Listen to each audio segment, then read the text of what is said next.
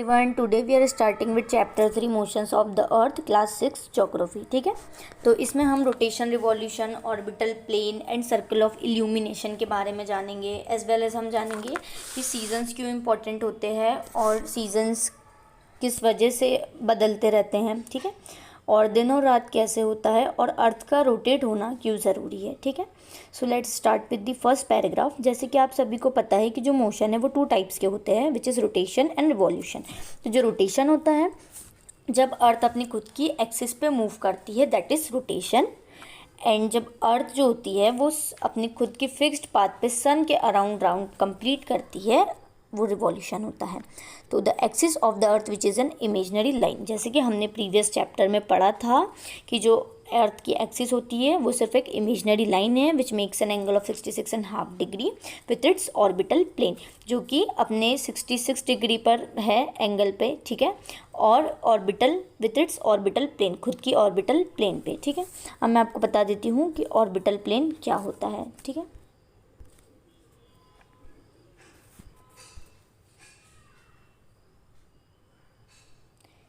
ये हमारा सन है और ये हमारी अर्थ है। ठीक है, और ये जो अर्थ है ये अपनी एक्सिस पे अपनी एक्सिस पे भी राउंड कंप्लीट कर रही है, एज वेल एज अपनी ऑर्बिट पे भी कंप्लीट कर रही है। ठीक है, तो ये यहाँ पर जो ये हॉलो स्पेस है ना, ये कहलाएगा ऑर्बिटल प्लेन। ठीक है, so that is orbital plane.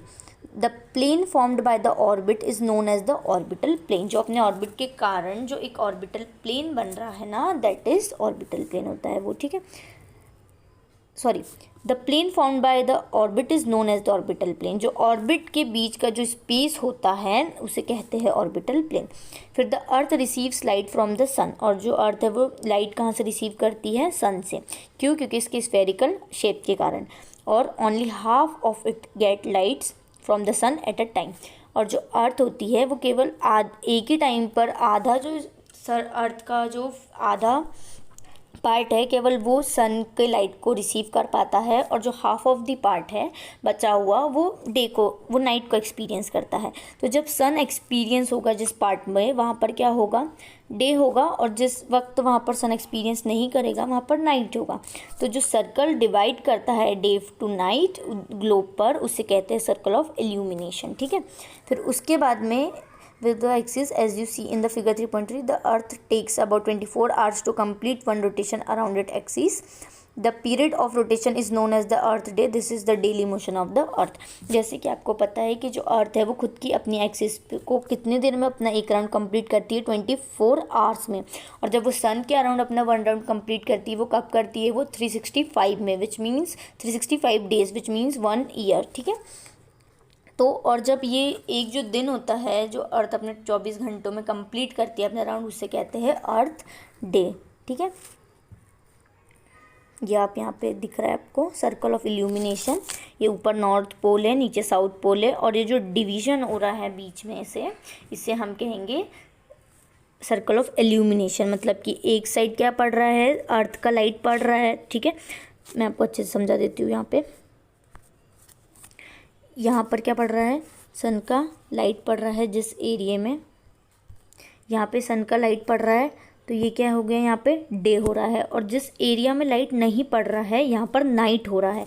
तो ये जो ये कन्वर्ट कर रहा है, ये जो डिवीजन कर रहा है ना बीच में, कि एक तरफ दिन है और एक तरफ रात है, that is circle of illumination. ठीक है, day and night on the earth due to rotation. ठीक है, और जब ये वाला जो हिस्सा है जहाँ पर अभी दिन है, जब ये घूम जाएगा तो जहाँ पर नाइट है जब वो सामने आएगा तो इधर दिन हो जाएगा और इधर रात हो जाएगी। ठीक है, देन इसके बाद में क्या होगा अगर अर्थ रोटेट नहीं होगी? तो क्या आपके माइंड में कभी ये क्वेश्चन नहीं आया है? The portion of the earth facing the sun would always experience day. क्या होगा कि अगर अर्थ रोटेट नहीं होगी तो जिस पोर्शन में, जैसे कि यहाँ पे हमने देखा, जिस पोर्शन में यहाँ पे सन का लाइट पड़ रहा है, ये तो हमेशा यहाँ पे दिन ही रह जाएगा, यहाँ तो कभी रात होगी ही नहीं। ठीक है, इसकी वजह से जो और क्या होगा कि जिधर सन का लाइट पड़ेगा उधर तो वो हमेशा हॉट ही रहेगा, वहाँ का जो टेम्परेचर है वो एकदम गर्म रहेगा। ठीक है, और सर्वाइव करना बहुत मुश्किल हो जाएगा। और जो बचा हुआ रीजन है वहाँ पर हमेशा डार्कनेस ही होगी। होगी और कभी लाइट भी नहीं पड़ेगा और इतना टेम्परेचर हाई हो जाएगा, कोल्ड, इतना एक्सट्रीम लेवल पर कोल्ड हो जाएगा कि वहाँ पे लाइफ एक्सट्रीम कंडीशंस ऐसी हो जाएंगी कि पॉसिबल ही नहीं है कि वहाँ पर सर्वाइव कर सके, ठीक है। Then the second motion of the earth around the sun is in its orbit is called revolution. अब फर्स्ट मोशन हमने पढ़ा rotation, now second one is revolution. Revolution क्या होता है, जो जब अर्थ है वो अपनी खुद की ऑर्बिट पे जब सन के अराउंड अपना रिवॉल्यूशन, अपना राउंड कंप्लीट करती है in 365 days which is revolution, ठीक है। So we considered a year as consisting of 365 days only and ignore 6 hours of for the sake of convenience. क्या होता है कि वैसे तो 365 एंड 1/4 डेज होते हैं, ठीक है। एक साल में 365 एंड 1/4 डेज होते हैं। 1/4 डेज मतलब 6 घंटे, ठीक है। तो जो ये 6 आवर्स होते हैं वो क्या होते हैं, जो 6 आवर्स है इसको हम इग्नोर करते हैं, हम इनको गिनते ही नहीं है। तो इसके बाद में क्या होता है, 6 आवर्स जो होते हैं हमारे वो सेव होते जाते हैं, वो ऐड होते जाते हैं, ठीक है। और 6 घंटे एक दिन में मिलके क्या बनाते हैं, 24 घंटे बनते हैं वो। 6 घंटे को जब आप मिलाओगे, ठीक है, तो कब बनते हैं ये, हर 4 साल के बाद में। जब फेब्रवरी में कभी आप देखोगे कि हर 4 साल बाद क्या होता है फेब्रवरी में, वैसे तो 28 का महीना होता है लेकिन कभी कभी क्या होता है, इंस्टीड ऑफ दैट कभी कभी 29 डेज का फेब्रवरी होता है, ठीक है। तो such a year with 366 days is called a leap year. तो अब ये जो 6 घंटे मिलके एक दिन बना रहे हैं तो क्या होता है, वैसे तो 365 डेज होते हैं पर ये जो 6 घंटे मिलके एक पूरा जो दिन बन जाता है 24 घंटे का, तो 366 डेज हो जाते हैं। और इससे जो 4 साल में एक साल आता है, इसे हम क्या कहते हैं, लीप ईयर कहते हैं। और अगर ये जो लीप ईयर है ये आप मुझे कमेंट करके बताओ कि लास्ट टाइम कब आया था, ठीक है। ये 2020 में आया था, अच्छा आप बता देना कि अब कब आने वाला है, ठीक है। सीधी सी बात है कि 4 साल बाद आने वाला है, तो प्लीज़ कमेंट डाउन बिलो कि ये कब आएगा, ठीक है। देन आप 3.3 फिगर में आपने देखा होगा, it is clear that the earth is going around the sun is an elliptical orbit, ठीक है। अब यहाँ पर मैं आपको दिखाती हूँ कि ये जो घूम रहा है ना यहाँ पर, ये क्या है, यहाँ पे ये ऑर्बिट है, ठीक है, और ये सन है। तो ये कैसा आपको सर्कल कैसा दिख रहा है, ये थोड़ा सा चपटा सा सर्कल है, ठीक है। तो यहाँ पे इसका जो रेडियस है ये हर जगह इक्वल है, ठीक है। यहाँ से आप जिस मेजर करोगे तो इसका जो रेडियस है वो एकदम इक्वल है। तो ये जो ऐसा चपटा सा ये जो सर्कल बना हुआ है ना, इसे इलेप्टिकल ऑर्बिट कहते हैं। अपनी खुद की जगह पे तो ये जो अर्थ है ये रोटेट कर ही रही है, पर ये जो अपने ये इलेप्टिकल ऑर्बिट पे ये जो वो कर रही है ना अपना round complete, that is elliptical order, क्योंकि ये एक चपटा सा सर्कल है, ठीक है। देन इसके बाद में हम आ जाते हैं कि अब मैं आपको बताती हूँ कि ये जो यहाँ पे अब मैं आपको बता देती हूँ कि ये जो 4 डेट्स बहुत इंपॉर्टेंट होती है हमारे लिए, which is 21 March, 22 December and 23 September and 21 जून। अब ये चारों जो डेट है ये क्यों इंपॉर्टेंट है ये मैं आपको बताती हूँ, ठीक है। सो सबसे पहले फर्स्टली हम पढ़ेंगे 21 जून के बारे में। क्या होता है, जब नॉर्दर्न हेमिस्फीयर जो है वो थोड़ा सा टिल्टेड है सन के टुवार्ड्स, ठीक है। तो जो रेज होती है सन की वो डायरेक्टली ट्रॉपिक ऑफ कैंसर पे पड़ती है। विद ट्रॉपिक ऑफ कैंसर कहाँ पर लोकेटेड है, जस्ट दी नियर, कहाँ पे, ट्रॉपिक ऑफ कैंसर जो हमारा इक्वेटर है जस्ट उसके ऊपर लोकेटेड है ट्रॉपिक ऑफ कैंसर, ठीक है। ट्रॉपिक ऑफ कैंसर के ऊपर हमारा क्या है, आर्टिक सर्कल, और उसके ऊपर क्या है हमारा नॉर्थ पोल, ठीक है। तो ट्रॉपिक ऑफ कैंसर पे जब सन की रेस सीधे पड़ती है तो सीधी सी बात है कि वो वाला जो एरिया है वहाँ पे बहुत ज़्यादा, वो एरिया क्या रिसीव करता है, बहुत ज़्यादा हीट रिसीव करता है। और जो नियर द पोल्स है वो रिसीव करते हैं less heat as the rays of the sun are slanting, क्योंकि जो सन की रेस पड़ती है वो हल्की सी तिरछी पड़ती है। स्लांटिंग मतलब तिरछी। Though the North Pole is inclined towards the sun and the places beyond the Arctic Circle experiences continuous daylight for about 6 months। तो जो नॉर्थ पोल है इंक्लाइन मतलब थोड़ा सा झुका हुआ है सन की ओर, तो इसके जो आर्टिक सर्कल के बियॉन्ड जितनी भी प्लेसेस है वहाँ पर वो क्या एक्सपीरियंस करती है, वो कंटिन्यूसली 6 महीने तक के दिन को एक्सपीरियंस करती है। कैन यू इमेजिन इट कि ये कितना मुश्किल होता है कि 6 महीने आप क्या केवल दिन दिन में रह सकते हो, ठीक है। पर वहाँ पर नॉर्दर्न हेमिस्फीयर में कुछ ऐसी कंडीशंस बनती है जिनके कारण ऐसा होता है। फिर क्या होता है, जो large portion of the northern hemisphere है उसमें क्या केवल getting light from the sun, ठीक है। It is summer in the regions north of the equator. तो इक्वेटर के ऊपर का जो जितना भी नॉर्दर्न रीजन है वहाँ पर क्या होता है, समर एक्सपीरियंस करता है नॉर्दर्न हेमिस्फीयर, जब सन की लाइट बहुत ज़्यादा एक्सट्रीम लेवल पर उधर पड़ती है। और जो सबसे लंबा दिन और सबसे छोटी रात होती है उस दिन को हम 21 जून कहते हैं, और ये इसलिए इम्पॉर्टेंट है, ठीक है। इस दिन क्या होता है, सबसे लंबा दिन होता है और सबसे छोटी रात होती है, और इसके जस्ट कंडीशंस रिवर्स्ड होती है सदर्न हेमिस्फीयर में। यहाँ पर विंटर सीजन चलता है, ठीक है। ऊपर क्या चल रहा है हमारा समर सीजन, और नीचे क्या चल रहा है विंटर सीजन सदर्न हेमिस्फीयर में, क्योंकि यहाँ पे सनलाइट जो क्या है वो काफ़ी कम पड़ रही है। The nights are longer than the days. यहाँ पे क्या होता है, जो नाइट्स है, जो रातें हैं वो बड़ी हो जाती है, और जो दिन है वो बहुत छोटे हो जाते हैं और बहुत जल्दी शाम हो जाती है। और जो ये अर्थ की 21 जून में ये जो पोजीशन होती है इसे हम कहते हैं समर सोलिस्टिक्स, ठीक है। देन अब हम सेकंड वाली इस पर आ जाते हैं 22 दिसंबर।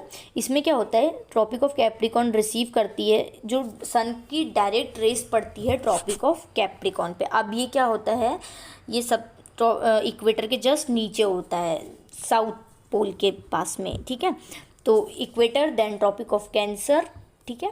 सो इसमें क्या होता है, ट्रॉपिक ऑफ कैंसर को डायरेक्ट सन की रेज उस पर पड़ती है, जो कि, और south pole tilts toward its, जो साउथ पोल है वो हल्का सा सन के तरफ टिल्टेड है। तो as the sun rays fall vertically at the tropic of cancer 23.5 degree south, a larger portion of the southern hemisphere gets light.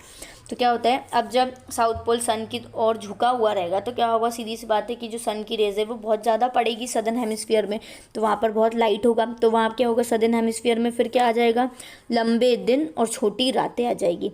और जस्ट रिवर्स होगा नॉर्दर्न हेमिस्फीयर में, इस टाइम पे उल्टा होगा, मतलब यहाँ पर चल रहा है समर तो वहाँ पर अब विंटर आ जाएंगी, क्योंकि वहाँ पर अब सनलाइट कम पड़ेंगी।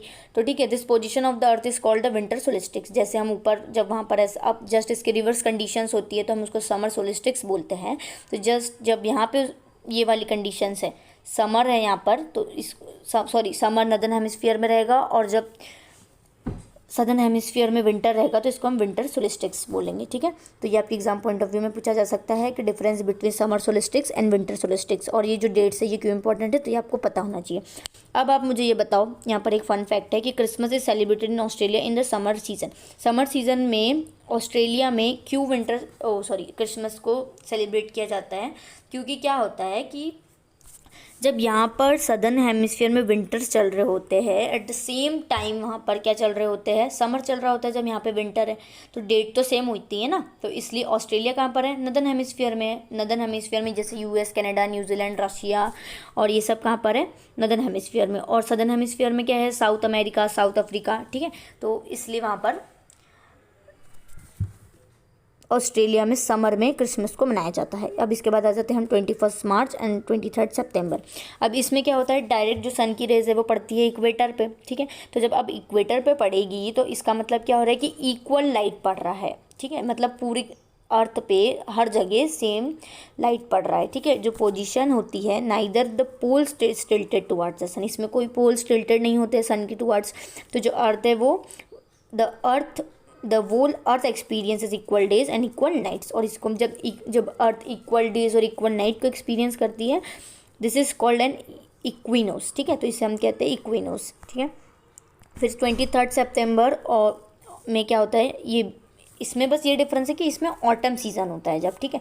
होता वही है, इसमें भी वही होता है, the northern hemisphere and spring season in the southern hemisphere. इसमें और एक और डिफरेंस है, ये है कि नॉर्दर्न हेमिस्फीयर में स्प्रिंग सीजन होता है और सदर्न हेमिस्फीयर में ऑटम सीजन होता है नॉर्दर्न हेमिस्फीयर में एंड स्प्रिंग सीजन होता है सदर्न हेमिस्फीयर में। The opposite is the case on 21 मार्च। और जस्टिस के अपोजिट रिवर्स कंडीशंस होती है 21 मार्च को। जब नॉर्दर्न हेमिस्फीयर में स्प्रिंग होता है तो at the same time southern hemisphere में ऑटम सीजन होता है। Then you find that there are days and nights and changes in the season because of the rotation and revolution of the earth respectively. अब आपको समझ में आ गया होगा कि दिन और रात में क्यों चेंजेस होते हैं, और इन्हीं के कारण जो है वो सीज़न भी बदलते हैं, ठीक है, of the rotation and revolution, ठीक है। So thank you for watching my video, and आपको कोई भी डाउट है तो please comment down below. Thank you.